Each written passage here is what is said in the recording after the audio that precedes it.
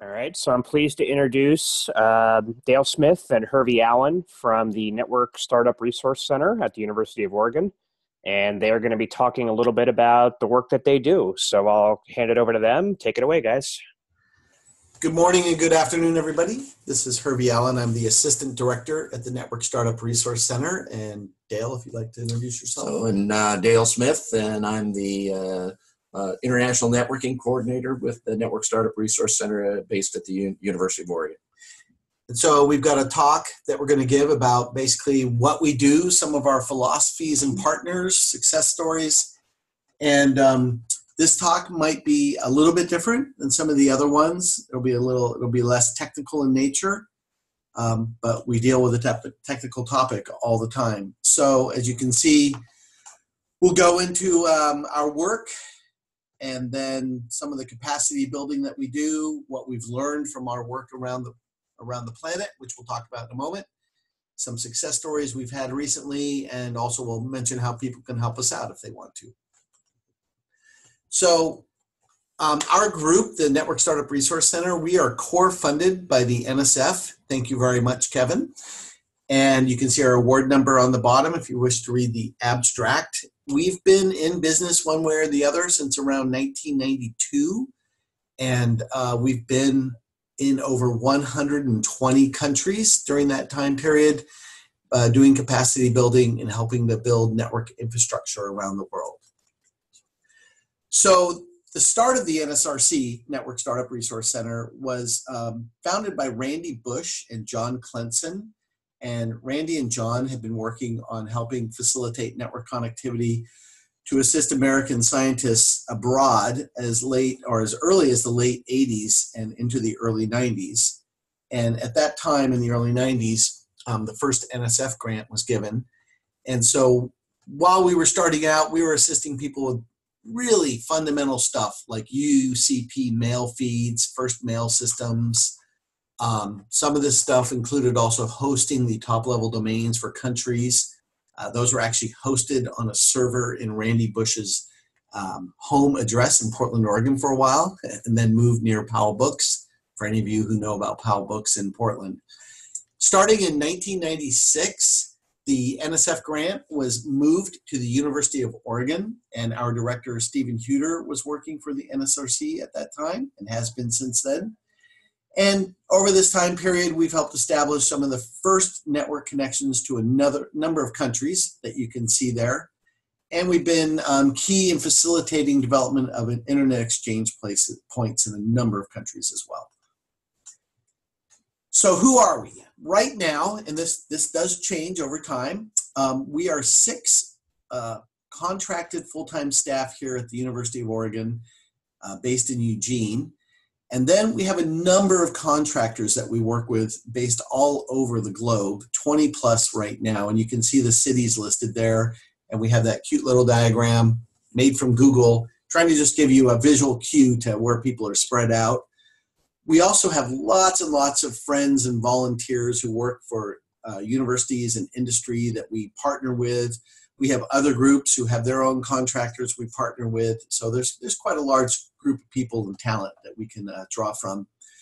In addition to that, we always keep our eye out for people that we've worked with who look like they might be good additions to the team. And that's how we have found a number of our contractors, people who we have trained, and then oftentimes during a training or an event, they'll step up, they'll actually go and help people, they'll assist, and they have enthusiasm and want to sort of grow and help people like we do in terms of building network globally. As you can see, core funding from the NSF.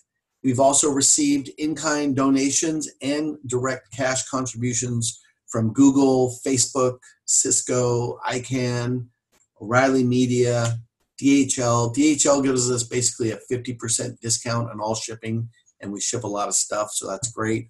There are many, many, many organizations who have contributed to us or given in-kind contributions, and we'll recognize them at the end of this. So just to give you an idea, the last few years we've been busy.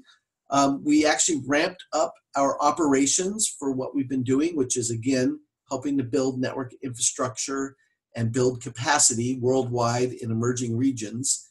And as you can see this, if you look at this country list, the majority of these countries reside either in Africa, Asia Pacific, and some in Latin America. And you'll see a number of island nations in there.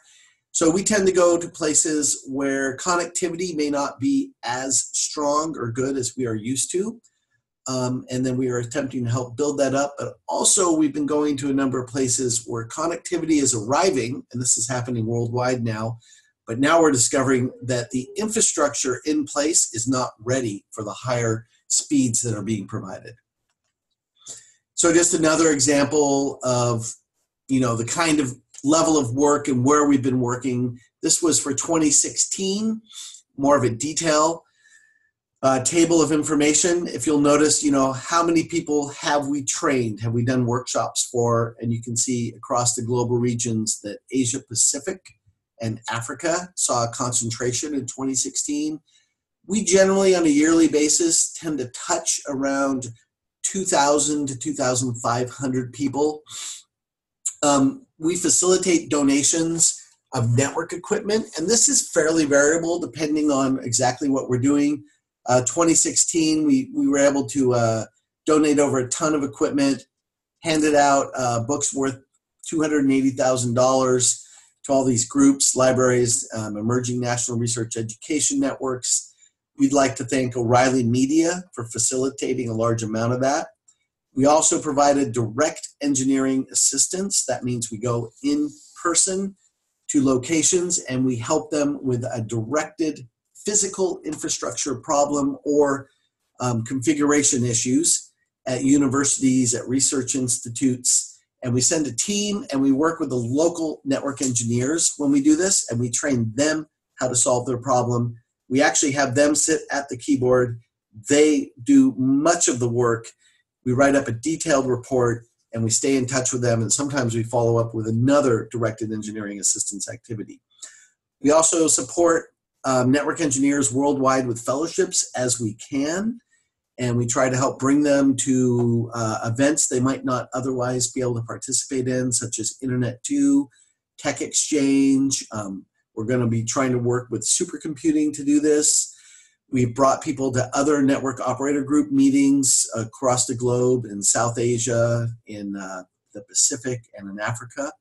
And as you can see, we work with a whole bunch of research education networks globally as we're doing this type of work. So you can see the list there. There's quite a few of acronyms there. Some of you may recognize some of them. So the NSRC model really is kind of a four-pronged approach. But really we focus, as we've traveled around, we find that there are many gaps, but by far the largest gap really is human resources and the lack of suitably trained engineers. So much of what we do is training. We also do what Hervey terms direct engineering assistance. That's trying to tackle a specific problem and develop, work with local engineers, develop strategies to solve those problems and provide equipment and expertise to actually get it done. But this is all very participatory. It's all request driven. We will never come fly into a country and go solve a problem unless we've been asked very specifically to do so. And spent a lot of time working with people about how, what the scope of the problem is, how we're going to approach solving it, how the solution is going to be sustainable over a long period. And again, we want to ultimately have this be fully sustainable with local hands dealing with all the problems, and so we can travel to these places in vacation rather than travel to them and work.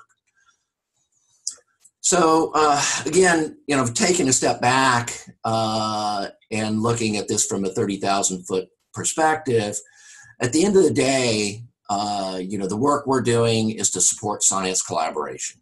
And, we want to support U.S. scientists doing work in the field and doing collaborative work with other scientists around the world more effectively. And, through our experience, much of this is research and education infrastructure.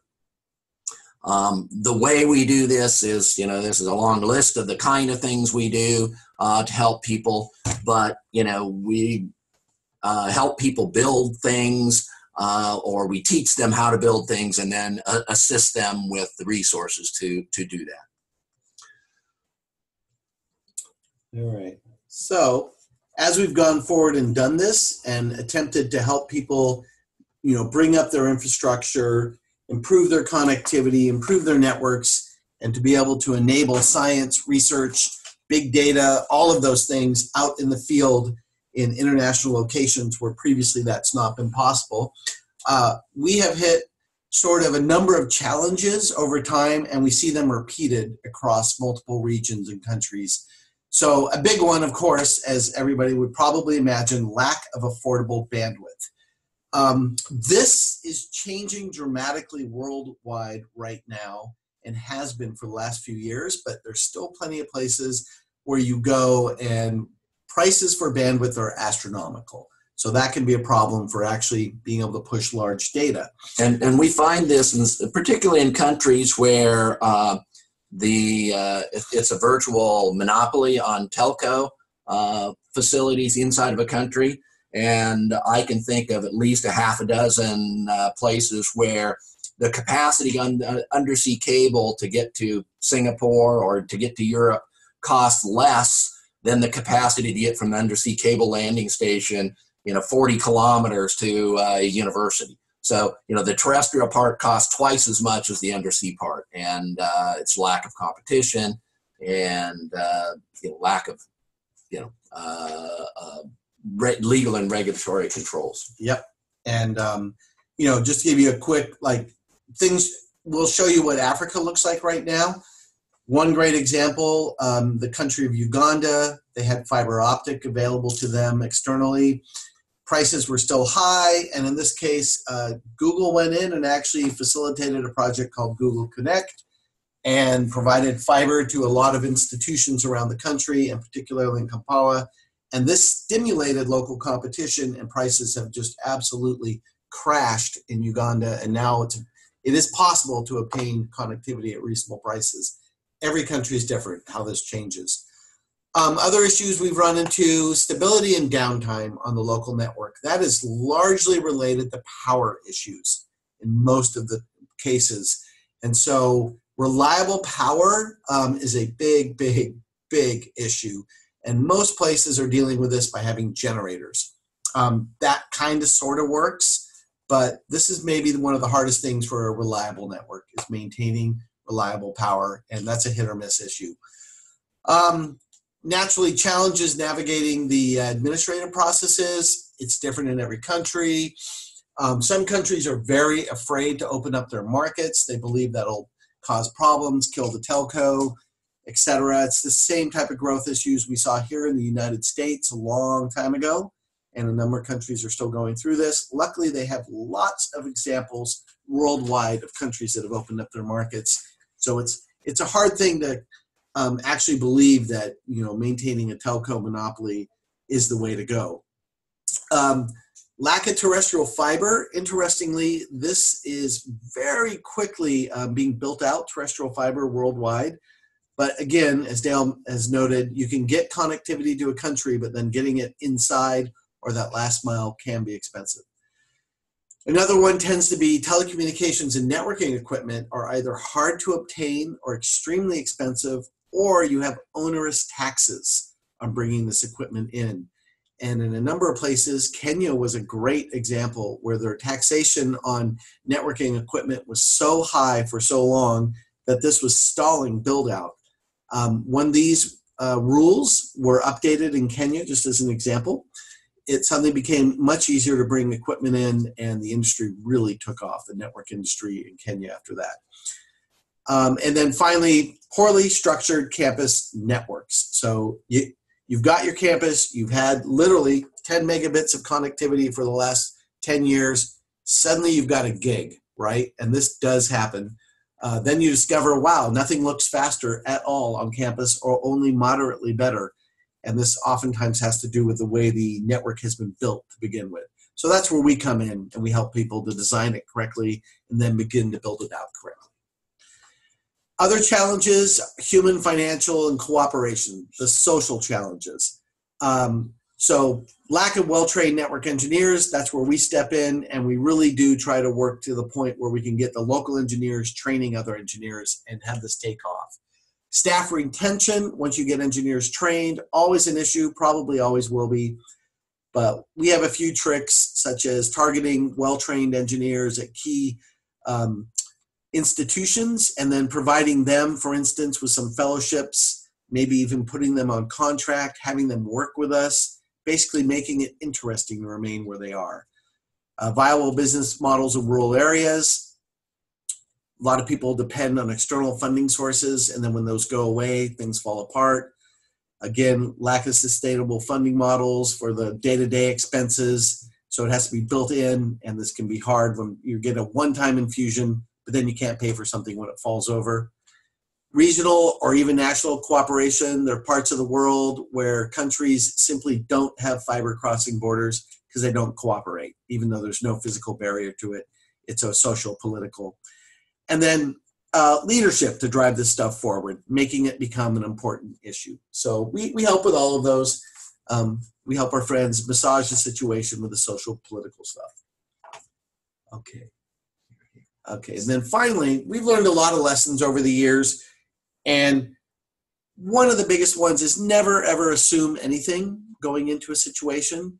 It may be way better or way worse or completely different than you imagine. Always be prepared to be surprised and then try to act reasonable once you are surprised. We've discovered that miscommunication can cause things to look a lot worse than they are. A simple face-to-face conversation or a phone call can clear up a lot of stuff. A big one is don't sit at the keyboard and do something for somebody, but stand over their shoulder and let them do it. It may seem painful and slow at first, but as that person becomes a better expert at what they're doing, then that just helps everybody win. Always respond to requests versus acting alone. So going in and telling somebody what to do and what you think they should do and handing them something to do it or building it for them is not sustainable. Once you leave, that whatever you've done is probably going to fall apart. And remember to be respectful at all times. Cultures, lifestyles, what people are dealing with are so dramatically different from our environments that we just remember to take that into account working out in the field. All right. So, and as we, have dealt with trying to support science collaboration, we have tended to find that the biggest barriers is in the network. And so often we talk about the research and education network ecosystems. This is a little diagram that I put together that shows, global connectivity. Of course, the IRNC program supports some of the global connectivity from U.S. to Asia and U.S. to South America, as well as to Europe. Then there are regional networks. A number of regional networks cover South America, parts of Africa, parts of Asia. And then, the next layer is national networks. And finally, at the bottom of this are the campus networks. So this is kind of the ecosystem as we see it. Again, the network is this enabler. The thing that we have found is that if you look at the foundation of this pyramid, the campus networks are really the key. And, there's not one scientist, there's not one researcher, one faculty member connected to a regional network or a national network. They all are connected to the campus networks. And as Hervey has kind of implied, if the campus networks stink, if the campus network was built back in the days when they had a 2 meg DSL connection and they still have all the same hardware, and you come and plug in a gig connection to a national network that has a 10 gig backbone that has, 100 gig regional connection, the people on the campus are not going to see any of that benefit because, it's the campus network supports 2 meg. That it's really important to think about this foundational element. So again, this is exactly what I was talking about. And it's really interesting to look at, when people think of, for example, Africa, People think, oh, well, connectivity is really bad there. And that's true. In 99, this is the map of the undersea fiber cables. And no, your monitor isn't bad. There weren't any in 99. 2001, there was a SAT-3 cable. It was owned primarily and operated primarily by Telecom South Africa. They did undercut satellite prices somewhat. So maybe rather than charging $3,500 per meg per month, they would charge you $3,000 or $2,500 per meg per month. But then very, very soon, 2010, we had a whole bunch of cables on the east part of Africa and started to get some competition in West Africa. By the late 2010, we start to see more. 2011, 2012, we'll jump to 2015. And this cable here, the one thing I would note is this SAX cable has not been built, even though it claims that it was going to be built in fourth quarter of 2016. And then this is the current projected cables that are all currently being planned, not all of them being built. So undersea fiber cable capacity to Africa is not an issue. Now, again, I must point out that some of these cables, if you look at particularly the West Coast, there are some cables that are dated 2018 as ready for service. So, we're back to where the connectivity of the continent isn't the problem. We find it's the campus network. And this is the kind of stuff we see in campuses all the time. If you actually draw up what people are doing, they'll have a PC running pfSense for their router and doing NAT. Maybe they'll have a hardware firewall as well. Their campus network consists of Cat5 running through the bushes between buildings, just connecting switches in random places, no structure, big flat network, multiple layers of NAT, just really a mess. And you can imagine that people on the very far right or down at the bottom of this network are going to see very, very poor performance. And of course, so we try to talk to people and teach people about a more appropriate and modern level design that runs fiber to all your buildings, builds hub and spoke networks, moves firewalls out of the way, does science DMZ. So, we talk about all those things, and these are concepts that are driven forward as we do our education. So again, as these increased speeds, and another way of looking at it, if you think about the investments that happen globally, regionally, nationally, and think about all of that investment, it all sits on top of the campus networks, and there really aren't, any great programs, particularly in emerging regions, to help beef up campus networks. So, it's a problem, and that's a problem that we've attacked. We do talk about science DMZ, and as we look at these kind of things, we do address and have done some work on request on Personar, SDN, TV Whitespace, Internet of Things, all of those kind of things we will do on request. Okay, so as you can see, it's a pretty big job. We've been to a lot of places, and in spite of that, I think it's not a drop in the bucket. There's definitely been effect and change by all the work that we've done, but there's a lot of work to do. So we realized we need to be able to scale this, and we've been working on this the last few years. We've actually grown quite a bit over the last 10 years. We're still not a large group, but how can we scale our effectiveness? So a few things we've done. We have created an environment for doing workshops that we call our virtual training platform. I'll describe all of these momentarily. We've made it easier to disseminate our training materials, build agendas, hand it to somebody and say, yes, go forth and teach a workshop if you would like to. We are actively building online training videos in areas that we consider to be important and key with our partners. We continue to work with train the trainer activities whenever we can. These have been extremely useful. And so we go and actually train local network engineers how to go out and actually do training themselves. And then we partner with lots and lots of different groups around the world, different NRENs, industry and organizations. And we have volunteers who come and help us out, which has always been great. So we have lots of acronyms for the stuff we do. Some of our development conversations are pretty hilarious because I don't think anybody outside of our group would understand them. So the virtual training platform, the concept is it's a single portable computer that can support an entire workshop around topics like campus network design, network monitoring management, system security, all that kind of good stuff, system administration. And what we do is we leverage the fact that people now have laptops. This actually was not a guarantee even 5, 6, 7 years ago, but now almost everybody attending has a laptop. The few times where people don't, we can deal with that with a few local desktops, etc. And the virtual training platform runs the entire network. We have a virtualized network, servers. We do all of the services, DHCP, DNS.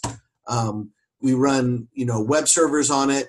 And we do all this, for instance, on a very small box. Like if any of you have ever seen an Intel NUC, they're quite small. They're just 1.5 inches thick, 4 inches wide, and maybe 10 inches long. And you can squeeze quite a bit of power into one of those. You can actually have 2 SSDs up to 1 terabyte if you want, 32 gigs of RAM. And the absolute key for us is the RAM and the fact you can get a quad-core i7 processor in it. Because to drive all that software requires some pretty serious power. And the reason it's really important that we do this is because we can't use like AWS or cloud kind of services because many of the places we're teaching these workshops, the connectivity is so poor and unreliable that you just can't rely on that. Yep. And we used to, before we developed the virtual training platform, we had to ship pallets and pallets of equipment to be able to teach a workshop. Campus network design workshop takes approximately 35 routers and switches, yep, as well as a whole bunch of PCs. And if we can run that all in a virtual environment, then we can carry it in our carry-on bag. And we like to, when we can, we try to hybridize the workshop and have a few physical devices for people to see, but absolutely. So this platform also allows us, we've actually made it even simpler now. So it's a single large VM, a few bits of tweaking of a Linux system, and you can run this on anything. We have instructions for how to do it. We hand it out to our partners, and you can run this on a large server too. So in general, we usually support around 30 students per workshop on a single box like this. So that's nice. Now we have an environment to train in. Next thing is, how do we make it easier to hand people materials? We have a lot of workshop materials. Our workshops are intense, hands-on, 8 to 9 hours a day, 5-day long workshops. And we have repositories of materials covering a wide range of topics. And we've actually now set it up so that we can generate an agenda for you, hand it to you, give you all the PDFs, all the original source, PowerPoint, generated exercises, and we use Markdown for that, and just hand it to somebody and say, here you go, run with it, you have a workshop. We can also generate custom agendas very quickly with our tool as well, and we've created a site where we do this called mdpnsrc.org. You need a user ID to get in there. Then to continue with our ability to scale, train the trainer, and train the trainer is actually pedagogical training more than anything. So we spend about 3.5 out of 5 days working on how you actually go about teaching and then practicing that.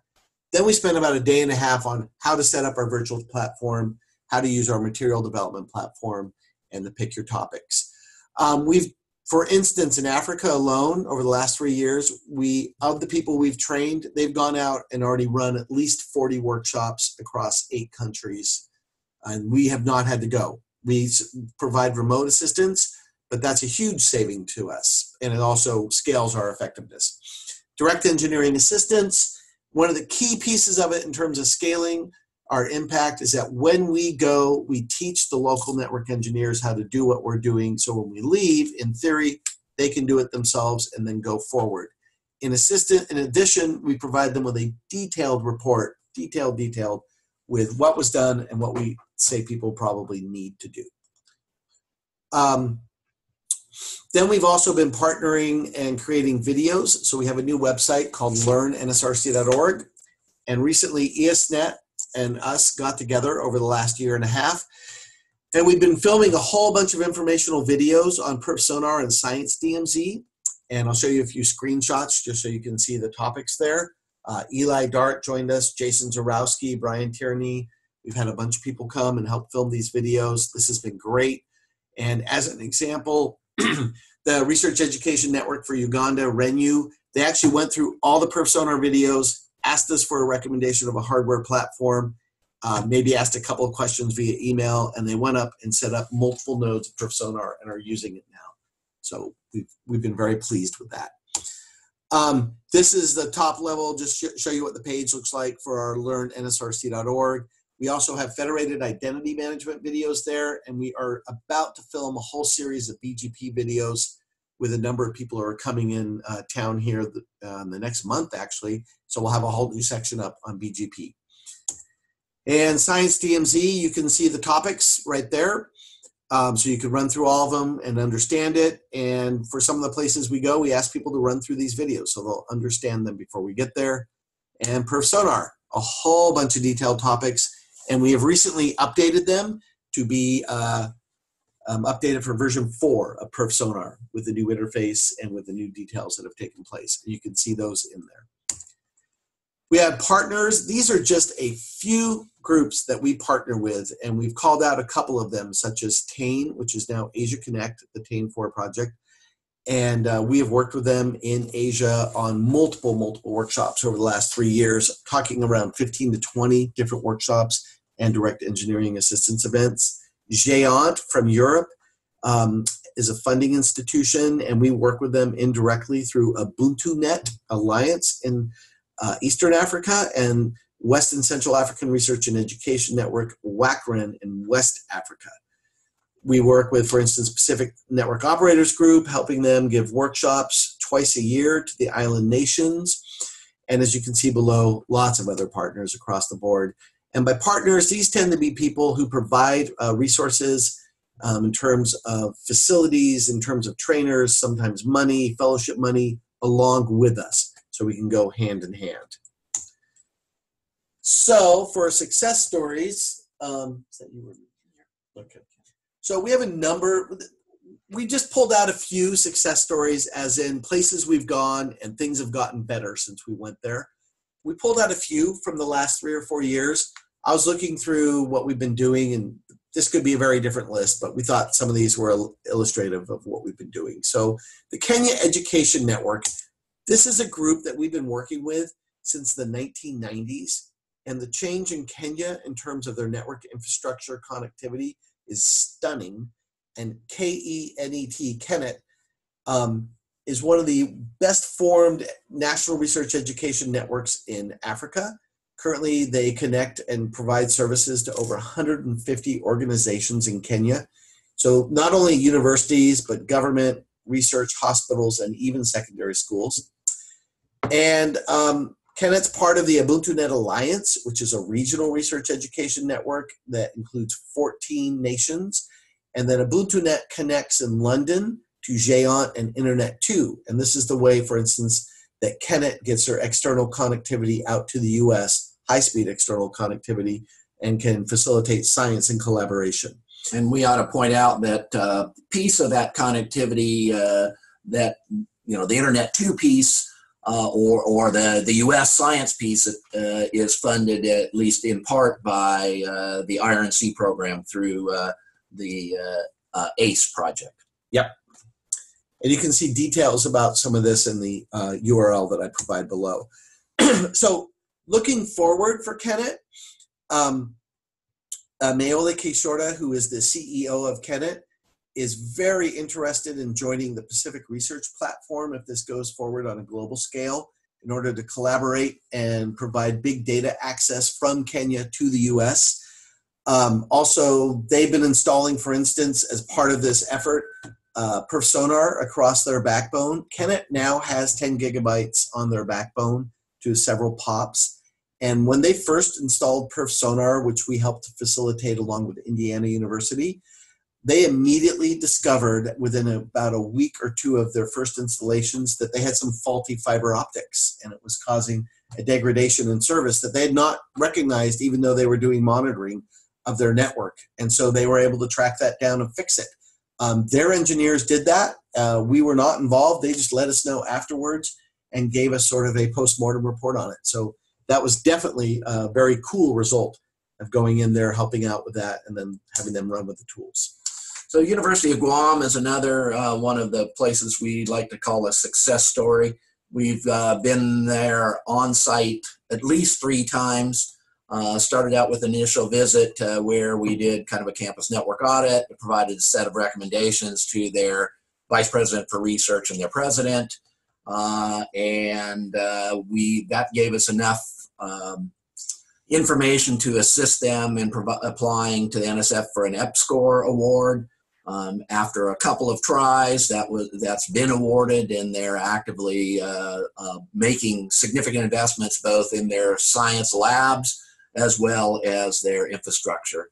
And we went last year and did a workshop, had both engineers from University of Guam as well as other institutions in Guam and the Northern Marianas Islands. So it was kind of a regional workshop. And during that DEA, we really dug into their network, were horrified at what we saw, developed a strategy for fixing it, and ever since July of 2016, they've been working really hard on resolving issues. Their network was very much a legacy network. I believe they had 16 T1s, actual T1s. They were provisioning T1s for services. That's where all their servers were sitting on T1s. And they were being charged almost $1,000 a month for those. So, getting rid of those T1s and moving that over to their commodity, their regular connection has allowed them to save a lot of money. And we did a second DEA along with some folks from Scenic. John Hess came along, and as well as University of Hawaii has been significantly involved all throughout this, I should say. We helped them get a Fiona node up and going, and really start the process of them really doing a science DMZ with DTNs, etc. So that's been a really success story, moving from what you would think of a computing center in the 1970s to something providing really modern services. And things were so bad at University of Guam that the 2 major research facilities, which was a cancer research facility and their marine science, were both sitting on DSL connections rather than being connected to their campus network. Another success story at McElroy University, they have the Infectious Diseases Institute, IDI, and we went over there with the team, worked with their team, and the focus was on their wireless network. Their wireless network essentially was almost non-functional. We sent a lot of equipment over, and at this point in time now, they have a wireless network where the researchers can move about freely, do their work, collaborate, etc. We also helped with some of their core infrastructure, sent them donated equipment there. And this was a big win in terms of science collaboration, because if you look at the collaborative science link below, you'll see just how many NIH grants they work with and U.S. scientists. So we really focused on this, and we'd like to give a shout out to the Research Education Network for Uganda, RENU, because they realized this was the first place they wanted to concentrate their efforts on, and so they did. That was great. A couple of photos from the event with people working around and installing some of the equipment that we had sent over there. Charles Darwin Research Facility in the Galapagos. We were invited there to address significant problems from the network. The Charles Darwin Research Station is a facility that many visiting scientists visit and do research both at the facility where there are animals and labs, as well as all throughout the island archipelago. And we sent a team to do reconnaissance and develop a plan. And then later we sent equipment and another team and helped them install all that equipment and get it all running. Now, a visiting researcher can sit in their residence hall and, where they're bunking and actually do email and Skype and upload data, and, it actually all works. And here's some photos of some of the things we were doing, installing wireless links, getting modern switches configured up and so that it was not a big flat network, but actually a routed network, and fixing a number of local problems that was making everything quite slow. So this one I'll kind of skip over quickly because we're as we thought we might be by here, running a little late, but we've been in Bhutan and we've been helping them build their national research education network. It's been a significant effort. They're very, very close to finally getting connectivity lit up to the Asia Connect TANE project via India. Once they do, they will have 10 gigabits running on their backbone and a gig out to all of their various universities. Bhutan is incredibly remote, so this is quite an effort.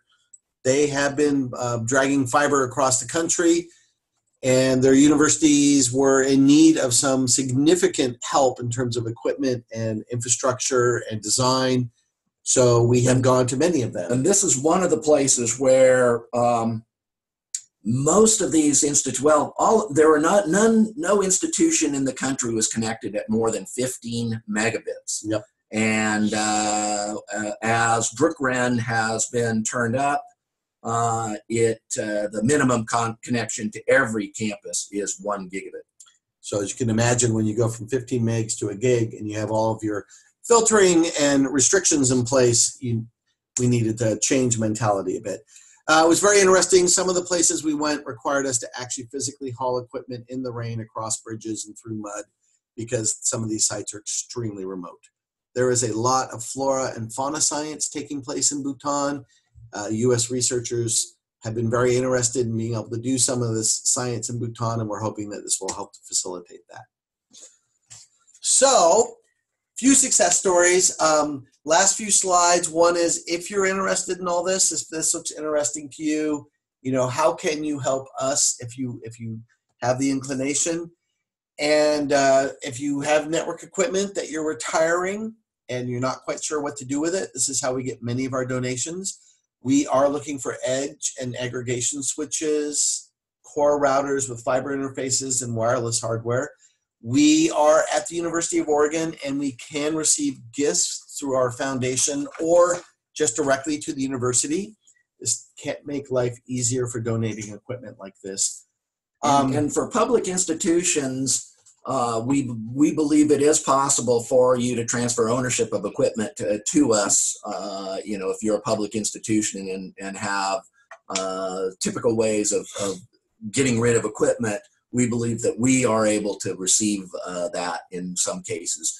And, if you're in the process of rolling out and getting rid of all your old Cisco 3750s and replacing them with, something better, we would love to get piles of 3750s with some optical interfaces and, even 100 meg ports for facing users. Gig, of course, is better. Yeah, these can have a huge impact on some of these locations. If you're interested in sponsoring a network engineer, we try to get people to some of these interesting events outside of their region, such as Supercomputing, Internet 2, Grace Hopper for Women. It's really exciting and fun if you can bring somebody who's never been outside of their country or their region to one of these events. It opens up their viewpoints and vista about what's actually happening out there. Providing fellowships for any of these big events for participants is great. And then, as always, and this is where we do a huge amount of our work, is collaboration. So if you have a researcher struggling with collaborating in an emerging region with your institution or with your regional network, let us know, and we can at least put you in touch with the people who may be able to help them locally. We can see what's happening.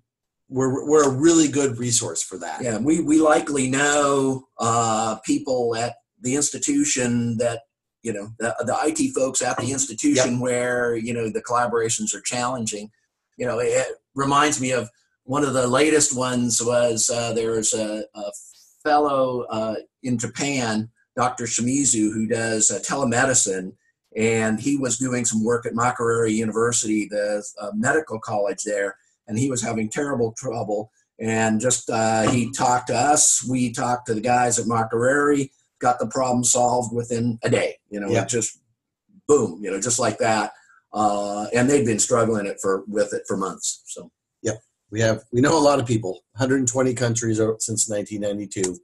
So just to finish up, a few photos from just some of the stuff we've been doing worldwide and where we've been. A lot of these are workshops, our large conferences where we're running workshops. We end up in what would traditionally be called first world locations, but those are generally events where people from the region have been brought in, and so that can be very effective. We're rarely working in that kind of location.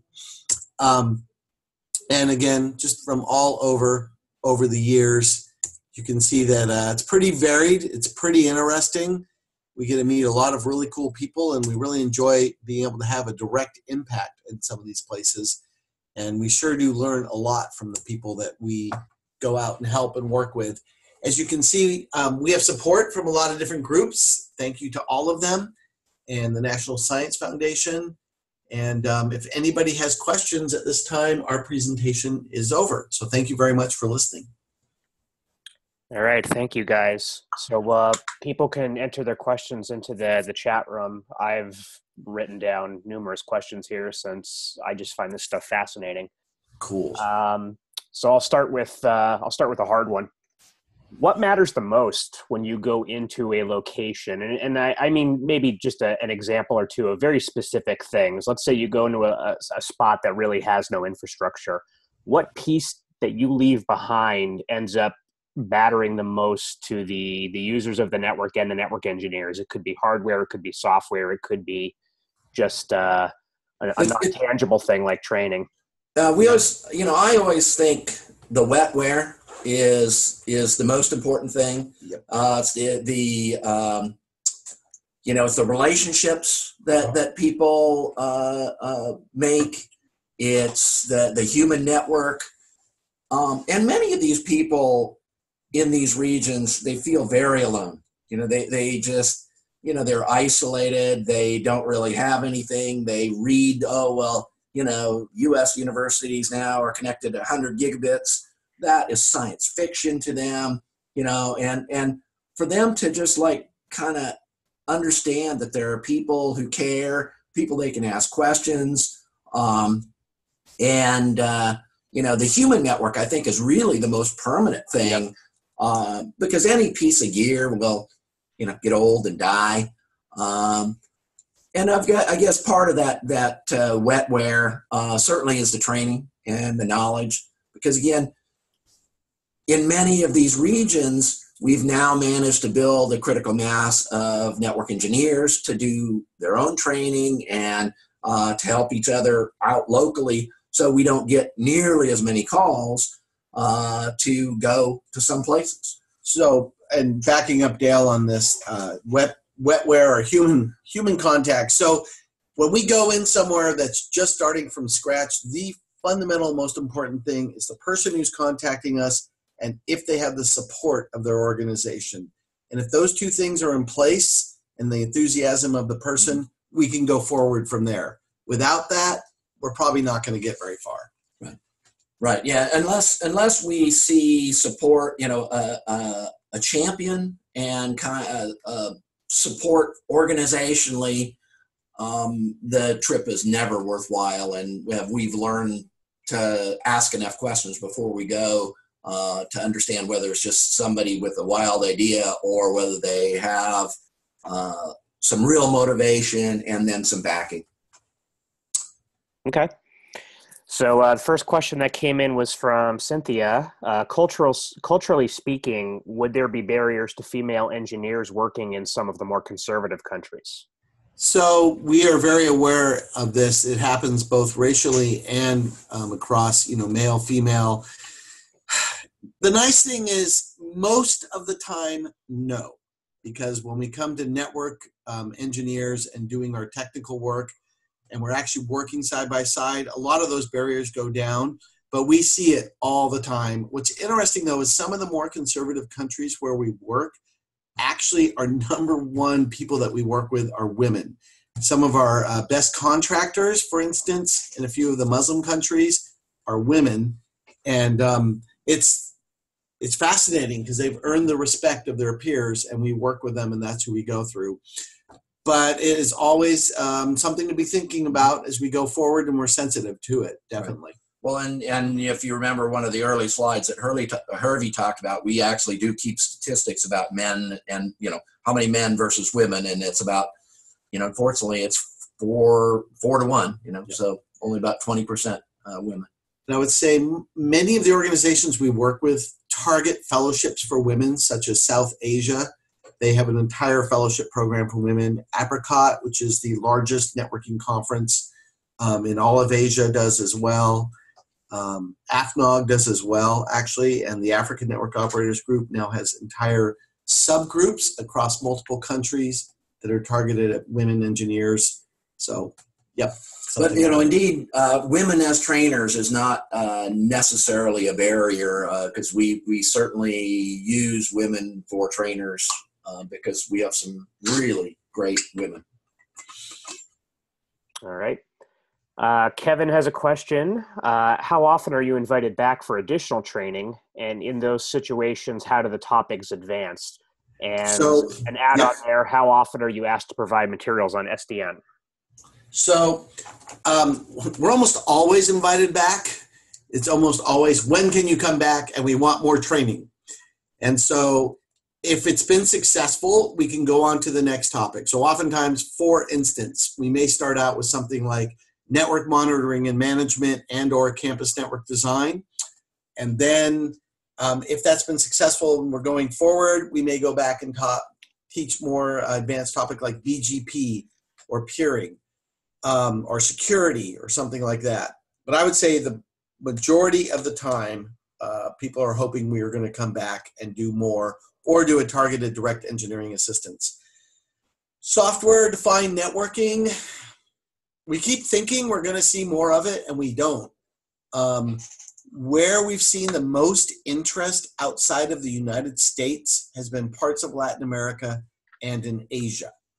And we have taught some tutorials and classes on software-defined networking in, for instance, NZNOG in New Zealand, the TANE-NOC workshop in Thailand. Thailand is actually working with SDN, and a little bit in the WALC workshops as well for Latin America. But we don't see that much of it.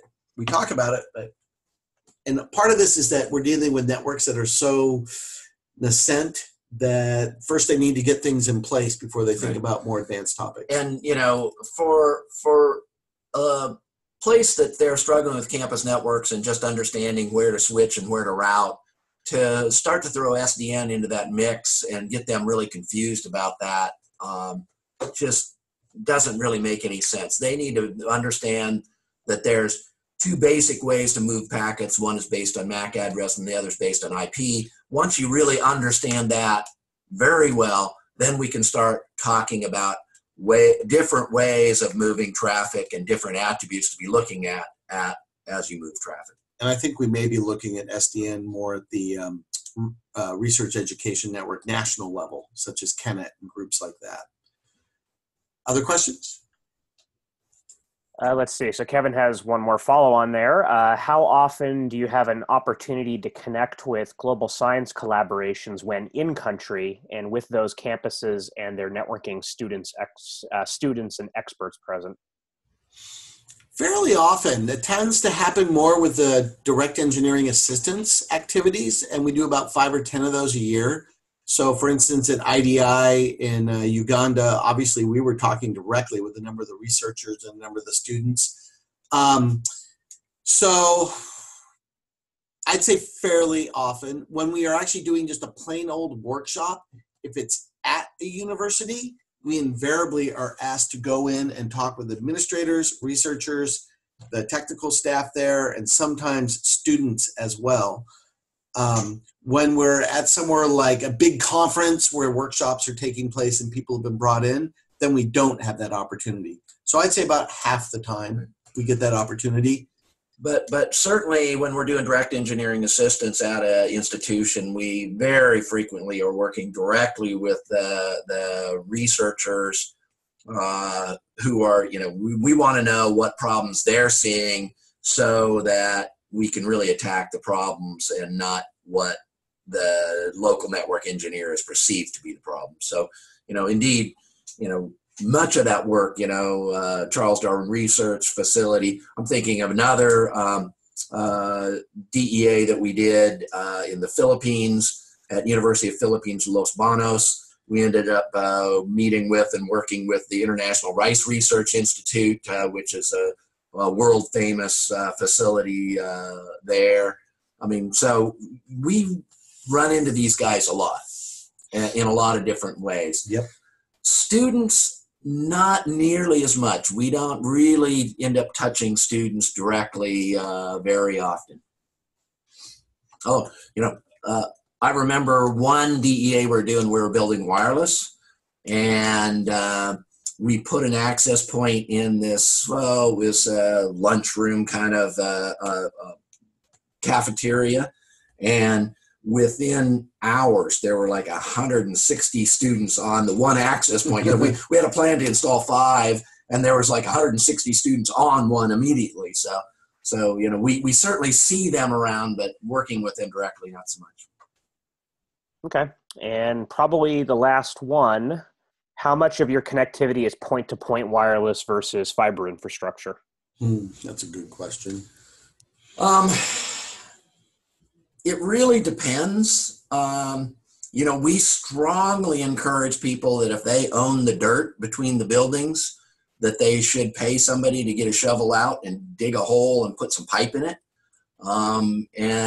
We can help them get some fiber pulled in there and teach them how to do that. But indeed, we do point-to-point wireless. At Charles Darwin Research Station, some of the places that visiting scientists live, it's impossible. It's all lava, and you're not going to dig anything. And so we did some wireless point-to-point. I'd say we've got a hybrid here. So when we do a campus network design or we go in and do a DEA, our usual goal is to get the core infrastructure on fiber optic between the buildings, right? And then there's a wireless component for the campus. Point-to-point connections that we actually help install in those kind of situations are less, definitely less. We've done some, but the majority have been helping them with thinking about building out fiber optic, having them build out fiber optic, explaining how to do it. Well, and we always, when we're doing wireless point-to-point, it's always in preparation for replacing that at the end of the day with a fiber cable. So, we will set up a point-to-point link. It'll be on its own routed interface.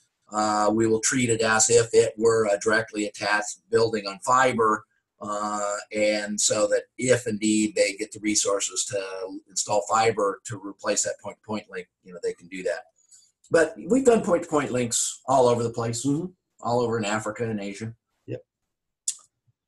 Any more? Or it's probably close to finishing time here. But yeah, it's close to the finishing time. I mean, I thought of one more, so I'll be selfish and ask this last one since we have you here. And I think that this one is an important question for all of us, since we're all CI engineers and we've discussed this frequently.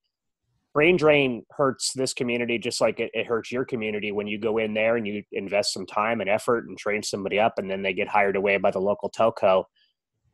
You mentioned it a little bit, but what's the best defense against that besides just keeping people interested, or is that really the only defense that you have?